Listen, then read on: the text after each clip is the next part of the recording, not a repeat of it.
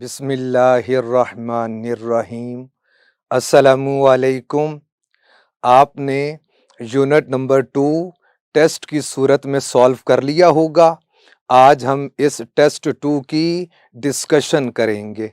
और प्यारे बच्चों, ये NMD CAT biology unit number 2 है और ये यूनिट नंबर 2 स्टार्स एकेडमी की क्लासिफिकेशन के मुताबिक है और इसका नाम है स्पोर्ट एंड मूवमेंट। और यही यूनिट पाकिस्तान मेडिकल कमीशन की क्लासिफिकेशन के मुताबिक यूनिट नंबर या टॉपिक नंबर 12 बनता है। तो आइए सबसे पहले पहला एमसीक्यू है कि cardiac sphincter is an example of. तो सबसे पहले तो ये मालूम होना चाहिए कि कार्डियक स्फिंक्टर क्या होता है। याद रखिए, स्फिंक्टर की एटमोलॉजी है टू होल्ड टाइटली, मजबूती से पकड़ के रखना। तो चूंकि ये बेसिकली एसोफेगस और स्टमक के बीच में एक रिंग ऑफ मसल होता है। तो अब आप बताइए ये किसकी एग्जाम्पल है? तो आपको मालूम स्मूथ मसल्स की एग्जाम्पल है। तो आंसर देखिए, आंसर इज चार्ली। तो आपने क्या सॉल्व किया था? याद रखिए, जब टेस्ट आपके पास आए तो आपने सारे एमसीक्यू सॉल्व करने हैं। अगर तो आपका आंसर ठीक है तो बहुत अच्छी बात है, और अगर आपका आंसर ठीक नहीं होता तो आप मुझसे पूछ लीजिएगा। तो प्यारे बच्चों, नेक्स्ट एमसीक्यू की तरफ मूव करेंगे। सेकंड एमसीक्यू है The events which occur during muscular contraction are given below. Correct option is, आपको मालूम जब मस्कुलर कॉन्ट्रैक्शन होती है तो उसमें जो डिफरेंट इवेंट्स होते हैं वो कौन कौन से, आप देख लीजिए जो ऑप्शंस में दिया हुआ। क्या एच जोन डिसअपियर होता है? जी, स्लाइडिंग फिलामेंट मॉडल के मुताबिक एच जोन डिसअपियर हो जाएगा। सेकंड पॉइंट जो है ए बैंड वाइडेंस, नहीं, हम कहते ए बैंड रिमेन्स अनइफेक्टेड। तो प्यारे बच्चों, ये सेकंड ऑप्शन तो नहीं हो सकती है। फिर आई बैंड शॉर्टन्स, जी ये भी होता है। Width of A band is unaffected, ये ठीक है। फिर फिफ्थ पॉइंट है जी लाइन गेट्स क्लोजर। तो इसका मतलब है सेकंड के सिवा बकिया सारी ऑप्शंस ठीक हैं, यानी 1, 3, 4 और 5 किसी भी ऑप्शन के अंदर है तो वो आंसर है। अब देखते हैं इसका आंसर क्या है। तो आंसर इज बीटा, कि सेकंड के सिवा बकिया सारी ऑप्शंस ठीक हैं। स्लाइडिंग फिलामेंट मॉडल के मुताबिक जब मस्कुलर कॉन्ट्रैक्शन होती है तो ये सारे इवेंट्स होते हैं एक्सेप्ट पॉइंट 2 के।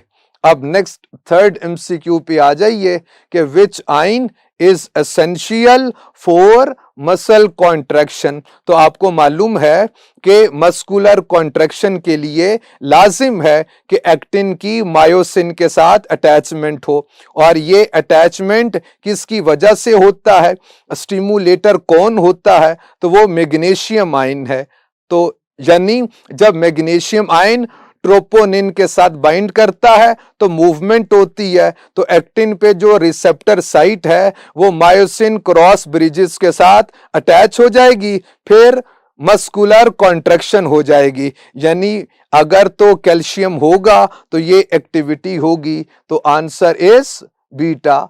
फोर्थ एमसीक्यू है कि twisting string of beads is an explanation of. Answer is delta actin. Actin आपको मालूम है ये मोतियों की माला की सूरत में होती है। फिफ्थ एमसीक्यू है कि विच of the following is under control of somatic nervous system. प्यारे बच्चों, जो 3 टाइप्स के मसल्स हैं उनमें से जो वॉलेंटरी कंट्रोल होता है वो स्केलेटल मसल है, और सोमैटिक नर्वस सिस्टम ये वॉलेंटरी एक्टिविटीज को कंट्रोल कर रहा। इसका मतलब ये कि वो मसल जो आपके वॉलेंटरी कंट्रोल में है ये उसे कंट्रोल करता है। Answer is alpha skeletal muscle. Next MCQ है कि dash area in a muscle tissue is the storage site for calcium ions. तो प्यारे बच्चों, सेल्स के अंदर बेतहाशा ऑर्गेनल्स होती हैं, माइटोकॉन्ड्रिया, एंडोप्लाज्मिक रेटिकुलम, बहुत सारी ऑर्गेनल्स, लेकिन जो storage of calcium is associated with endoplasmic reticulum of muscle fibre. तो प्यारे बच्चों, मसल फाइबर के अंदर जो एंडोप्लाज्मिक रेटिकुलम होता है उसे सार्कोप्लाज्मिक रेटिकुलम कहते। तो यानी answer is beta. Seventh MCQ की बात करेंगे, which of the following separates one sarcomere from another. तो प्यारे बच्चों, हम कहते हैं सार्कोमियर होता क्या है कि part of the muscle fibre between or myofibrils between two adjacent successive Z line is known as sarcomere। तो sarcomere दो Z line के बीच वाला पार्ट है। तो ये एक सार्कोमियर, फिर जी लाइन के बाद दूसरा सार्कोमियर शुरू हो जाएगा। तो इन दोनों के बीच में जो सेपरेटिंग लाइन होती है वो कौन सी है? वो जी लाइन है। Answer is Charlie. MCQ number 8 है कि striated but involuntary muscle is, यानी हमने इनवॉलेंटरी की बात कीजिए, वो तो स्मूथ भी हो सकता है, वो कार्डिक भी, लेकिन उन्होंने जिक्र किया किसका? स्ट्राइएटेड का। तो answer is Charlie. Cardiac muscle smooth इसलिए होते हैं कि ये अनस्ट्रिप्ड होते हैं। नेक्स्ट एमसीक्यू है एमसीक्यू नंबर 9 के sarcoplasmic reticulum is like endoplasmic reticulum but it divides of. तो प्यारे बच्चों, हमने वो कंपोनेंट बताना है जो सार्कोप्लाज्मिक रेटिकुलम के पास नहीं होता। तो आपको मालूम, सार्कोप्लाज्मिक रेटिकुलम सारे का सारा स्मूथ टाइप होता है, यानी इसके पास राइबोसोम्स नहीं होंगे। तो आंसर देखिए क्या है? Answer is Charlie, ribosomes. तो आपके सर का आंसर ठीक हो गया। नेक्स्ट एमसीक्यू है MCQ number 10, which of the following is 3 polypeptide complex. आप बताइए कौन है? ट्रोपोनिन है। तो प्यारे बच्चों, इसकी एक साइड से ट्रोपोनिन एक्टिन के साथ अटैच होता है, दूसरी साइड से ये ट्रोपोमायोसिन के साथ अटैच होता है, और third site calcium binding site होती है। तो प्यारे बच्चों, 3 polypeptide complex is, answer is beta troponin. Myosin की एक्सप्लेनेशन किस तरह से होती है? हम कहते हैं tail terminating into 2 globular heads. फिर प्यारे बच्चों, ट्रोपोमायोसिन ये तो 2 पॉलीपेप्टाइड चेन अराउंड एक्टिन होती है। फिर एक्टिन क्या है? इट इज, इससे पहले एमसीक्यू में आपने देख लिया था कि twisting string of beads is explanation of actin.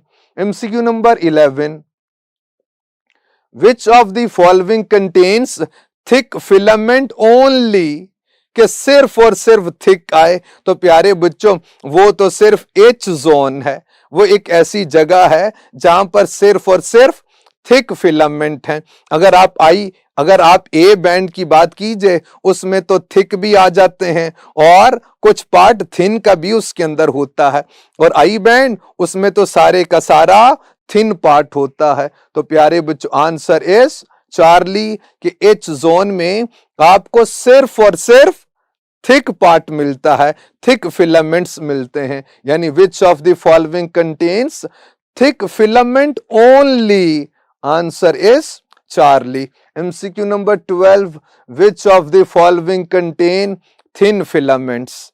आप बताइए थिन फिलामेंट्स किधर होते हैं? अब बच्चों के मन में आता है कि सर जो आई बैंड होता है उधर थिन फिलामेंट्स हैं, और प्यारे बच्चों याद रखिए, इन थिन फिलामेंट्स का कुछ पार्ट ए बैंड के अंदर भी तो होता है। तो ये आई बैंड के अंदर भी हैं और ए बैंड के अंदर भी होते। तो आंसर इज डेल्टा, यानी आई बैंड और A band, alpha beta both is the answer. Next MCQ है MCQ number 13, all are components of thin filaments except. अब थिन फिलामेंट्स की बात कीजिए तो उसकी केमिकल कंपोजिशन में आता है कौन? Actin, tropomyosin, troponin. तो जो मायोसिन है ये किसका पार्ट है? ये थिक फिलामेंट का पार्ट है। तो आंसर इज चार्ली मायोसिन, के मायोसिन थिक फिलामेंट का पार्ट होता है, बकिया सारे कंपोनेंट्स आपको थिन फिलामेंट्स के अंदर मिलते हैं। MCQ number 14, which of the following is not a function of muscle? याद रखिए स्केलेटन को जो सपोर्ट करता है ना वो मसल है। तो प्यारे बच्चों ये स्टेबलाइज जॉइंट्स भी करेगा, जनरेट हीट भी है ना, शिवरिंग थर्मोजेनेसिस भी आपने पढ़ लिया, मेंटेनेंस ऑफ पोस्चर भी आपके मसल्स की वजह से है। यानी आपकी बेंडिंग एक्टिविटीज या जो भी एक्टिविटीज आप कर रहे, आपका जो भी पोस्चर है वो किसकी वजह से? वो स्केलेटन तो हेल्प करता है लेकिन वो जो उस शेप को बना रहा होता है वो मसल्स हैं। लेकिन फिल्टरिंग वेस्ट्स ये तो प्यारे बच्चों किडनीज का फंक्शन है, तो ये फंक्शन मसल का नहीं है। तो आंसर इज चार्ली। अच्छा, अब इसमें से ना कुछ एमसीक्यूज मैंने जो लास्ट ईयर्स के एमसीक्यूज हैं, यानी जो पहले से एमडी कैट में, एनएमडी कैट में आ चुके कुछ एमसीक्यूज, वो भी इसीलिए रख दिए ताकि आपको एहसास हो कि एनएमडी कैट किस कदर आसान होता है और आप कॉन्फिडेंस फील करें। प्यारे बच्चों आपसे यही कहना कि आपने अपनी टेक्स्ट बुक पे फोकस करना है। कुछ बच्चे और तरह के, यानी जो उनकी टेक्स्ट बुक का पार्ट होता ही नहीं, उन टर्मिनोलॉजीज के ऊपर फोकस कर रहे होते और उन कॉन्सेप्ट्स पे फोकस करते जो एमबीबीएस में जाकर आप पढ़ेंगे इंशाल्लाह। तो अभी जो रिक्वायरमेंट है वो ये है कि आप अपनी टेक्स्ट बुक पे फोकस कर लीजिए। एमसीक्यू नंबर 15 है, the plasma membrane of muscle fibre is known as. तो प्यारे बच्चों ये एक ऐसा एमसीक्यू है जो एनएमडी कैट 2020 में आ चुका। आप आंसर बताइए। जारी बात है उसे सार्कोलीमा कहते। सार्को की एटमोलॉजी प्रोटीन है, हमने मसल के साथ एसोसिएट किया। लीमा कवरिंग को कहते, मेम्ब्रेन को बोलते। तो प्यारे बच्चों मसल फाइबर की जो सेल मेम्ब्रेन होती है उसे सार्कोलीमा कहते। और अब देखते कि कंप्यूटर क्या आंसर कहता है। तो आंसर इज बीटा। नेक्स्ट आ जाइए MCQ number 16, in the sliding filament mechanism the thin filament is being pulled towards the. तो प्यारे बच्चों आपको मालूम है वो जो थिक फिलामेंट होते हैं, पहले तो आप बताइए कि line bisecting the H is known as M line. तो प्यारे बच्चों आपको मालूम थिक फिलामेंट एम लाइन की तरफ उसको पुल कर रहा होता है या पुश कर देगा। तो answer is Charlie M line. MCQ number 17 है कि dash connects bone and muscle together. तो प्यारे बच्चों मसल और बोन के बीच में जो कनेक्टिंग स्ट्रक्चर होता है, जो कनेक्टिव टिश्यू होता है उसे टेंडन बोलते। टेंडन की एटमोलॉजी है टू स्ट्रेच, यानी फैलने को कहते। तो यानी जो मसल को बोन तक फैला दे, जो मसल को बोन तक पहुंचा दे उसे क्या बोलते? टेंडन बोलते। और फिर प्यारे बच्चों ऐसे ही जो बोन को बोन से कनेक्ट करता है उस कनेक्टिव टिश्यू को लिगामेंट कहते। लिगामेंट की एटमोलॉजी ही क्या? इसका मतलब है टू टाई, बांधना। जो बोन को बोन से बांध दे उसे लिगामेंट बोलते और जो मसल को बोन से कनेक्ट करे उसे टेंडन कहते। कंप्यूटर से पूछते हैं आंसर क्या? Answer is alpha. Next MCQ है MCQ number 18, stimulation of a muscle fibre by a motor neuron occurs at. आपने क्या आंसर किया? आंसर होगा न्यूरोमस्कुलर जंक्शन। जारी बात है कि स्टिमुलेट तो न्यूरॉन ने करना है और करना किसको? प्लाज्मा मेम्ब्रेन को करना है। तो जहां पर न्यूरॉन का और प्लाज्मा मेम्ब्रेन का, सेल मेम्ब्रेन का, सार्कोलीमा का कनेक्शन होगा वहीं पर एक्टिवेशन होगी। तो प्यारे बच्चों answer is alpha neuromuscular junction, हम सार्कोलीमा नहीं कहेंगे, क्योंकि प्यारे बच्चों सार्कोलीमा तो सारी सेल मेम्ब्रेन है, सारी जगहों पे जाके वो न्यूरॉन उसको जाकर एक्टिवेट तो नहीं कर रहा, कुछ स्पेसिफिक जगह है जहां से कर रहा है, तो वो जो जगह होगी उसे न्यूरोमस्कुलर जंक्शन कहेंगे। और फिर सार्कोप्लाज्मिक रेटिकुलम की बात कीजिए, ये तो प्यारे बच्चों सेल के अंदर मौजूद होता है न्यूरॉन के साथ, तो एज सच कनेक्शन नहीं है, डायरेक्ट एसोसिएशन नहीं होती है। MCQ number 19, after death the body becomes stiff due to deficit of ATP, this condition is called, तो प्यारे बच्चों इसे रिगर मॉर्टिस कहते। रिगर की एटमोलॉजी स्टिफनेस है और मॉर्टिस डेथ को कहते, फना हो जाना, यानी जब कोई मर जाए और बॉडी एटीपी की डेफिशिएंसी की वजह से स्टिफ हो जाए, इसे क्या बोलोगे? रिगर मॉर्टिस बोलते हैं। तो आंसर देख लीजिए, आंसर इज बीटा, यानी रिगर मॉर्टिस। और स्पेज्म की बात कीजिए, ये तो rapid violent involuntary muscular contraction. Delta option spastic paralysis इसीलिए रखी है ताकि आप बच्चों को ये बता सकूं कि कोई भी ऐसी ऑप्शन हो कि जो आपकी टेक्स्ट बुक में ना हो, आपने वो देखकर परेशान नहीं होना, क्योंकि वो आंसर है ही नहीं, वो तो आपको परेशान करने की खातिर थी कि आप इस पे फोकस करना शुरू हो जाएं। नहीं, इस पे फोकस करने की बजाय आप उस टॉपिक पे फोकस कीजिए जो पाकिस्तान मेडिकल कमीशन ने स्पेसिफाई किया है। तो ये ऑप्शन खास तौर पर ये पैगाम देने के लिए रखी थी।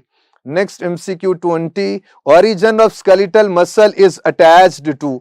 याद रखिए मसल के 3 पार्ट्स होते, एक को आप कहते ओरिजिन, एक को इंसर्शन कहते, और बीच वाला जो पार्ट होता है वो बैली। तो प्यारे बच्चों, part of the muscle that is attached to an immovable bone is known as origin, and part of the muscle that is attached to a movable bone is known as insertion, और इसके बीच में जो contractile portion of muscle is known as belly। तो प्यारे बच्चों answer is alpha की origin की association immovable bone के साथ होती है, और जारी बात है अभी बता दिया कि टेंडन के थ्रू होती है।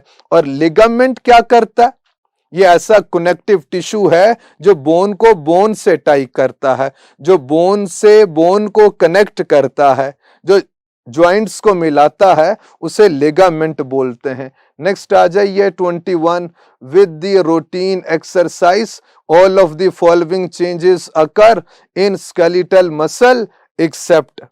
प्यारे बच्चों जारी बात है कि जब आप एक्सरसाइज कर रहे होते हैं तो ऑक्सीजन ज्यादा रिक्वायर होती है, एटीपी ज्यादा रिक्वायर होती है, ब्लड कैपिलरीज का नंबर इंक्रीज हो रहा होता है, माइटोकॉन्ड्रिया का नंबर इंक्रीज हो रहा होता है, फिर ऑक्सीजन को स्टोर करने की खातिर मायोग्लोबिन इसका नंबर भी इंक्रीज हो रहा होता है। लेकिन ऐसे नहीं होगा कि number of muscle fibres increase हो जाएं।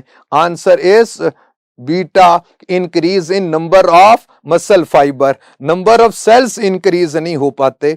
इसकी वजह क्या है? तो याद रखिए आपका जो मसल फाइबर्स हैं वो fully developed part of body है, तो वो सेल साइकिल के G0 फेज के अंदर होता है। तो प्यारे बच्चों answer is beta. MCQ number 22, function of the skeletal muscles is. Name से इंडिकेट होता है भाई स्केलेटल मसल है तो स्केलेटन के साथ एसोसिएशन है, यानी बोन्स के साथ एसोसिएशन है। तो प्यारे बच्चों मूवमेंट ऑफ द बोन्स यही इसका फंक्शन है। Answer is alpha. क्या ये ब्लड को पंप करता है? तो पंपिंग ऑफ ब्लड वो तो हार्ट की रिस्पॉन्सिबिलिटी होती है। फिर प्यारे बच्चों वेजोडाइलेशन या propel food through gastro intestinal tract GIT। तो प्यारे बच्चों वेजोडाइलेशन चार्ली और डेल्टा ऑप्शन जो है ये स्मूथ मसल्स का फंक्शन है। एमसीक्यू नंबर 23 है, सार्कोमियर्स आर पार्ट ऑफ। शायद आप में से किसी के मन में आ रहा हो कि सर आंसर थिक फिलामेंट्स होंगे। नहीं बेटे, क्या सार्कोमियर में सिर्फ थिक फिलामेंट्स होते हैं? नहीं, ऐसी बात तो नहीं है। क्या सिर्फ थिन फिलामेंट्स होते हैं? नहीं, ऐसी बात तो नहीं है। और प्यारे बच्चों, एक्टिन मॉलिक्यूल्स ही बेसिकली थिन फिलामेंट्स को बना रहे होते, तो यानी हम कहते हैं थिक थिन दोनों फिलामेंट्स होते। तो प्यारे बच्चों आंसर क्या होगा? Myofibrils. Alpha is the answer. Myofibrils में थिक मायोफिलामेंट्स भी आ जाएंगे, थिन मायोफिलामेंट्स भी आ जाएंगे। MCQ number 24, when a sarcomere contracts then all of the following can occur accept.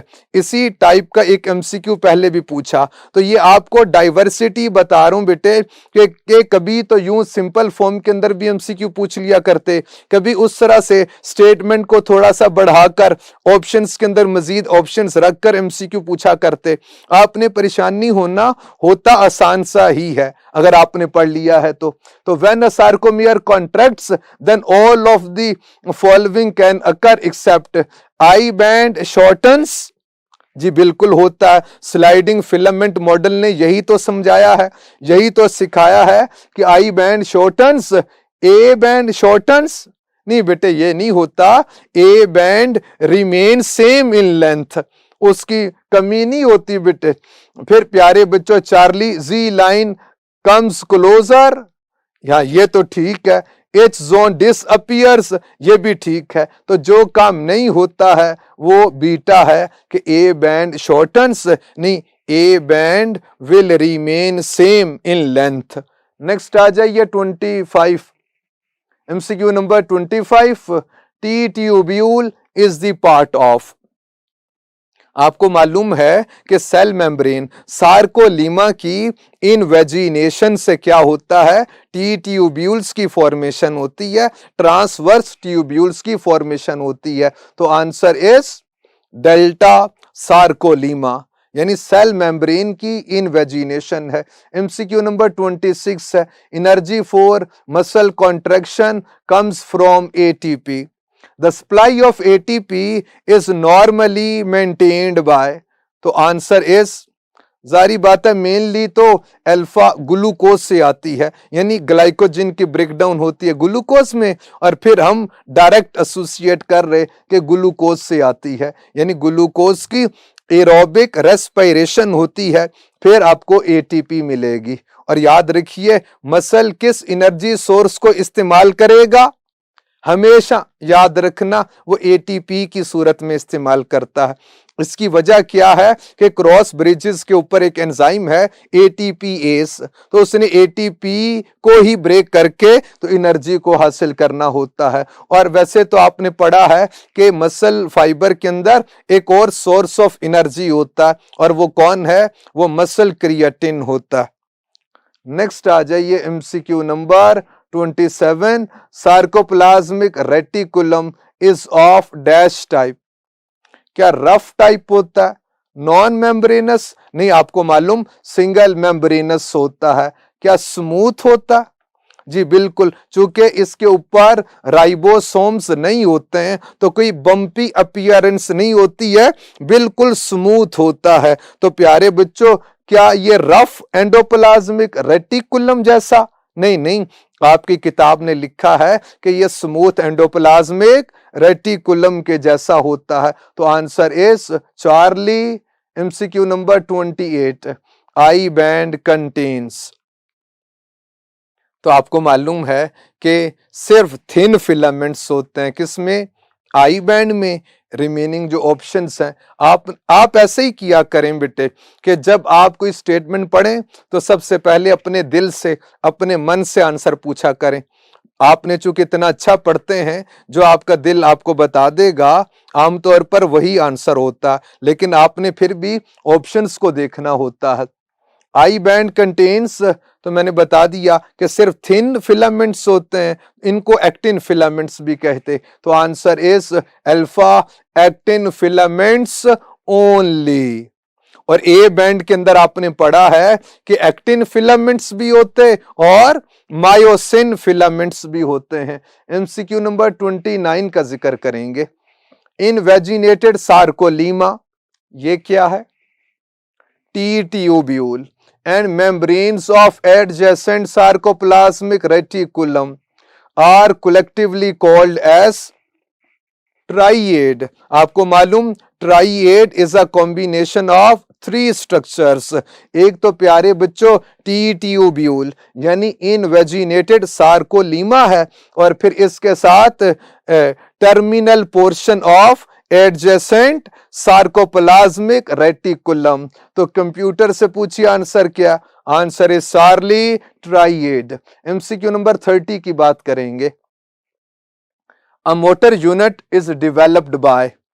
तो प्यारे बच्चों मोटर यूनिट में एक मोटर न्यूरॉन होगा और साथ में मल्टीपल मसल फाइबर्स होंगे, एसोसिएटेड मसल फाइबर्स होंगे। यानी answer is charlie single motor axons innervating multiple muscle fibres. यानी एक मोटर न्यूरॉन होगा यानी उसका एक्सोन और साथ में वो जिस कदर मसल फाइबर से लिंक्ड है उन सारों को मिलाकर बोलिए तो एक मोटर यूनिट बनता है। यानी मोटर यूनिट में शामिल होता क्या? One motor neuron plus many muscle fibres. Answer is Charlie. MCQ number 31 है। The boundary of each sarcomere is defined by a line called Z line which is actually a part of. प्यारे बच्चों Z line क्या होती है? हम बोलते line bisecting the I band. Line bisecting the I band is known as Z line. तो इसका मतलब है ये जो जी लाइन है ये आई बैंड का पार्ट होती है। तो answer is beta, I band. MCQ number 32, these are the most primitive type of muscles। अगर आप एनिमल्स के हवाले से बात कीजिए तो अर्ली एनिमल्स के जो फाइलम्स हैं उनके अंदर आपको कार्डिक मसल्स नहीं मिलते हैं, स्केलेटल मसल्स नहीं मिलते हैं, लेकिन उनके अंदर आपको स्मूथ मसल्स मिलते हैं। तो answer is beta. MCQ number 33 है। A myosin molecule has dash polypeptide chains in its tail which terminates in dash globular heads। तो प्यारे बच्चों दो पोलीपेप्टाइड चेन आती हैं और फिर दो ही ग्लोबुलर हेड्स होते हैं। तो प्यारे बच्चों two polypeptide chain, two globular heads, और आंसर इज अल्फा।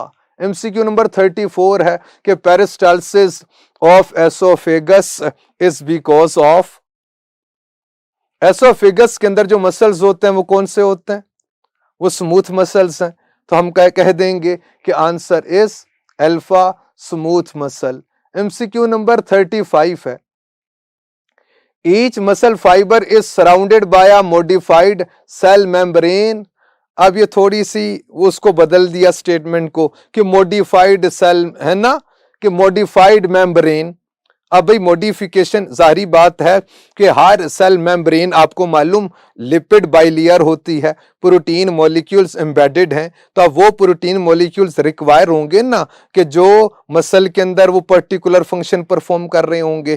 तो हर एक के अंदर स्पेसिफिक वो ग्लाइकोप्रोटीन मॉलिक्यूल्स होते। तो इसलिए मॉडिफाइड सेल मेम्ब्रेन, फिर इसमें सार्कोलीमा, और फिर इस तरह से और बहुत सारी बातें। तो आंसर इज अल्फा। यानी बुनियादी तौर पर आपसे ये पूछ रहा, यानी फिर उसको थोड़ा सा मॉडिफाई इसीलिए किया कि ये MCQ 2020 में आ चुका है कि cell membrane of muscle fibre is known as sarcolemma. MCQ number 36 है। Group of cells having the ability to contract and relax is called. MD CAT इस स्टेटमेंट की तरह और इतना ही आसान होता है, पढ़ लीजिए आप। तो प्यारे बच्चों ग्रुप ऑफ सेल्स, आपको मालूम आंसर मसल है, ये आपके मन आपको बता रहा होगा। मसल की एटमोलॉजी ही क्या? कॉन्ट्रैक्शन है। तो ऐसे ग्रुप ऑफ सेल्स जिनमें कॉन्ट्रैक्शन की, रिलैक्सेशन की एबिलिटी, उन्हें मसल्स कहते। Answer is beta. MCQ number 37 है। Calcium ions released during a muscle fibre contraction attach with. कि जब मसल फाइबर की कॉन्ट्रैक्शन होती है तो ये जो कैल्शियम आयन किसके साथ अटैच होता है।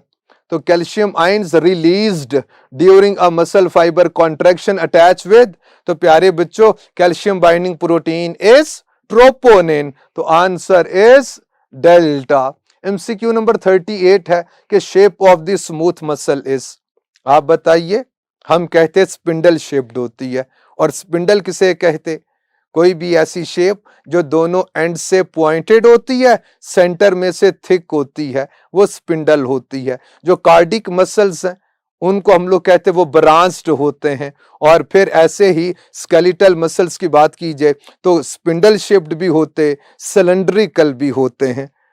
Answer is beta, spindle shaped. MCQ number 39, diameter of skeletal muscle fibre is, answer is delta. Information based MCQ है, याद करना होता है। 10 to 100 micrometre in diameter. MCQ number 40 है, a sarcomere is the region of myofibril between two successive Z line. तो प्यारे बच्चों information based answer is beta. MCQ number 41 है, according to sliding filament theory when muscle fibres are stimulated by nervous system which of the following changes occur. तो प्यारे बच्चों इससे पहले कुछ ऐसी ही स्टेटमेंट थी, लेकिन उसमें यह पूछा गया था कि कौन सा काम नहीं हो रहा।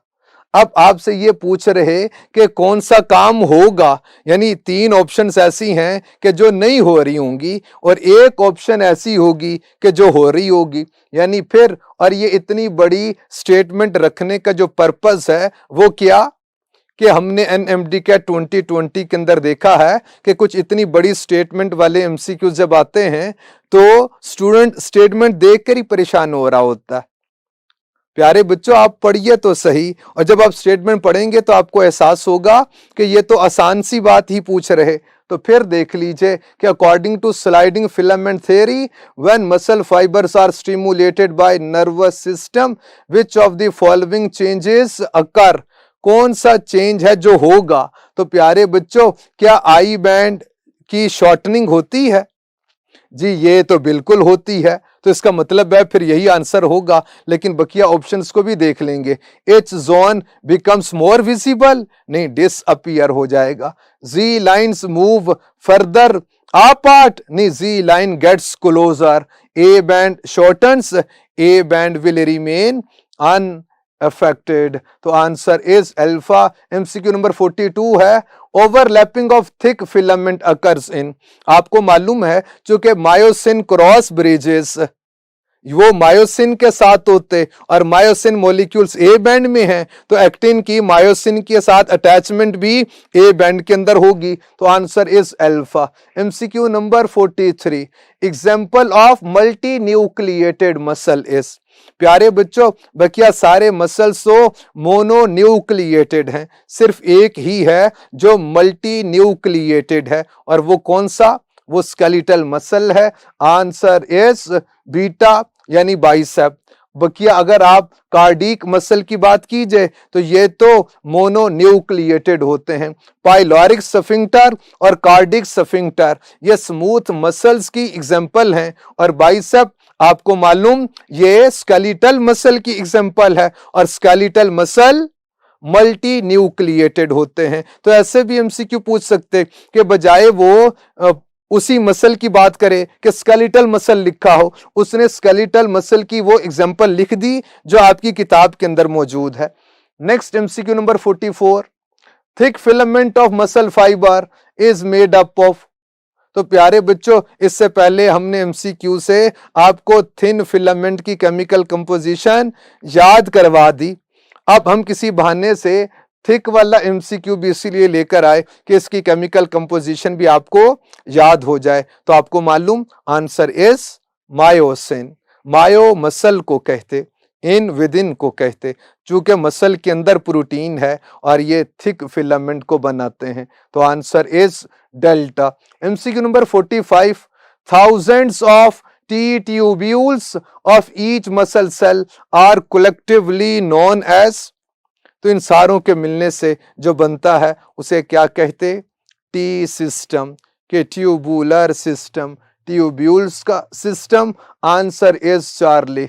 MCQ number 46, each myosin filament is surrounded by dash actin filaments.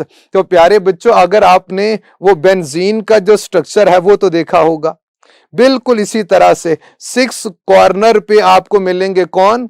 Thin filament, और सेंटर के अंदर आपको मिलता है कौन?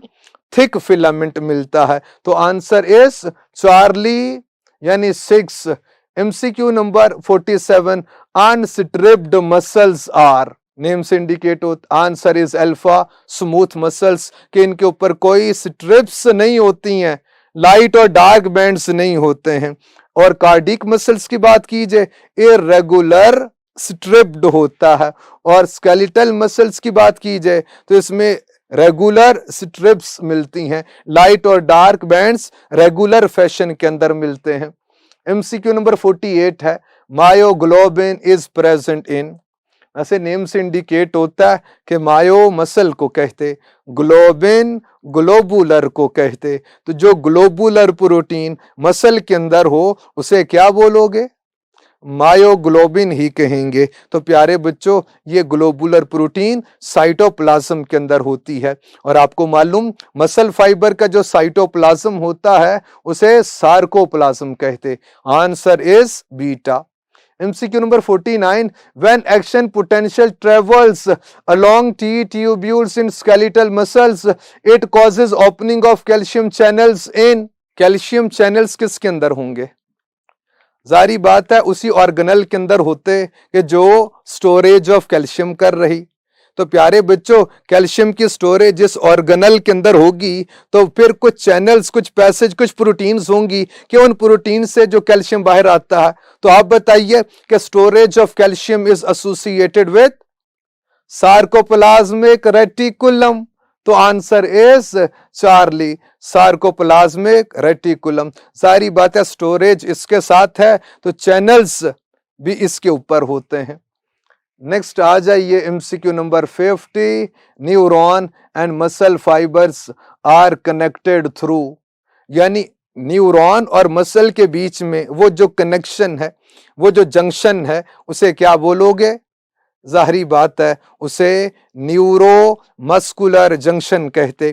नेम से इंडिकेट होता है कि न्यूरॉन और मसल फाइबर के बीच में जो कनेक्शन है, जो जंक्शन है, उसे न्यूरो मस्कुलर जंक्शन बोलते। आपका बहुत शुक्रिया।